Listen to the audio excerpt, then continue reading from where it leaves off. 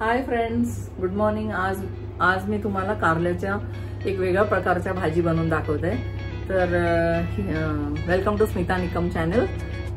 आता या मी इथे बघा एक 300 ग्राम कारला आणलेला आहे। त्याची कशी एक भाजी बनवून वेगळ्याच पद्धतीची आहे, हे नॉर्मल नाहीये, थोडं फ्राय वगैरे करून तर तुम्हाला मी दाखवते ते कसं बनवायचं। तर या माझ्याबरोबर सोबत किचन मध्ये। बघा आता आपण कारलं आणले, हे 5 कारलं म्हणजे जवळजवळ 300 ग्राम आहे। आता ह्याला आपण बारीक चिरून म्हणजे कापून घेणार आहे। इथे आता माझ्या असिस्टंट आहे, ही मला हेल्प करते जरा कारलं कापून वगैरे द्यायला। आता हे बघा आपलं कारलं कापून झालंय, त्याच्यात आता मीठ टाकते।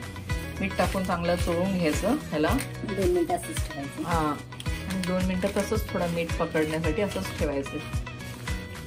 हे पाणी उकळत आलं ना तेव्हा हे कारलं त्याच्यात सोडून दिलं।